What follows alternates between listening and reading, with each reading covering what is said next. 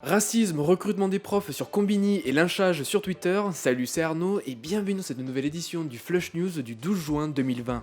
La réaction des marques face au mouvement antiraciste. Depuis le meurtre de George Floyd, le monde entier guette la moindre trace de racisme, allant jusqu'à déboulonner des statuts liés au colonialisme. Il règne aux États-Unis un climat de tension où chaque commentaire et prise de position peut être hautement inflammable. C'est ce qu'a pu expérimenter Greg Glassman, le fondateur de CrossFit. Il a provoqué un tollé sur Twitter en parlant de Floyd 19. Une grande partie des entreprises en lien avec la marque de fitness ont pris leur distance, dont Reebok et une centaine de salles de sport. Le PDG s'est bien sûr excusé et a démissionné. D'un autre côté, les entreprises multiplient les actions pour être irréprochables. Sous pression depuis 2 ans, Amazon a interdit temporairement l'accès à sa technologie de reconnaissance faciale à la police américaine, qui l'utiliserait pour surveiller à outrance les personnes noires. L'Académie des Oscars a élu au comité directeur la réalisatrice Ava DuVernay, connue pour ses œuvres antiracistes. Même Adidas a repartagé la campagne antiraciste Don't Do It de son rival historique, Nike. Côté culture, HBO Max a retiré temporairement de sa plateforme de streaming Autant n'emporte le vent pour ses références racistes. Un choix qui fait polémique malgré que ce film sera seulement retiré, le temps de rajouter un encart pour contextualiser.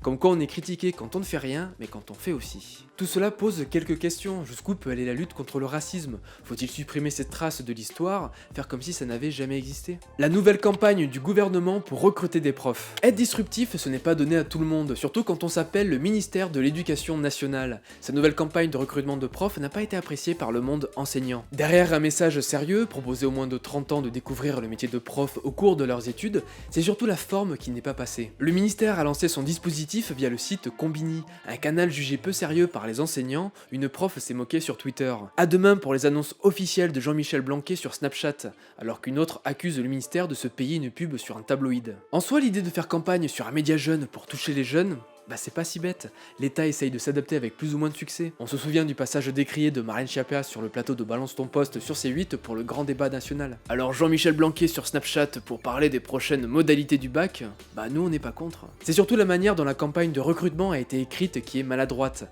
Le ministère propose une activité qui paye mieux qu'un job dans un fast-food. Forcément la comparaison ne fait pas sourire les profs et les parodies ont été nombreuses sur les réseaux sociaux. Combini a aussi eu le droit à son lot de railleries sur Twitter. Pourquoi pas devenir tancogner le nouveau site officiel de l'enseignement? Face aux critiques, la campagne a depuis été supprimée sur le site. Brune Poirson, la pro du lynchage. Elle a les yeux revolver, elle a les tweets qui tuent. Qui ça? Brune Poirson. Secrétaire d'État auprès de la ministre de la Transition écologique et solidaire.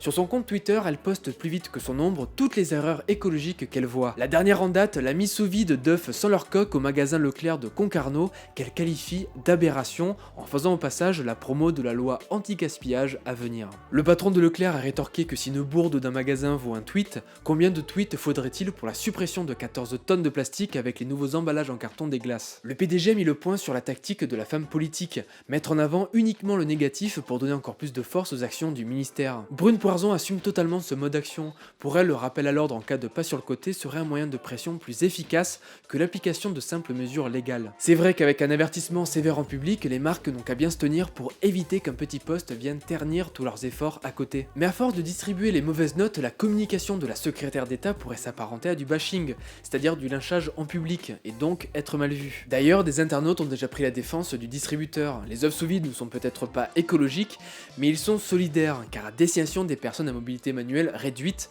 comme les personnes âgées. Merci d'avoir suivi cet épisode du Flush News, on se retrouve la semaine prochaine pour une nouvelle édition. D'ici là, comme d'habitude, n'hésitez pas à aller faire un tour sur les réseaux sociaux de Hush ou sur notre site hushnews.com. Ciao.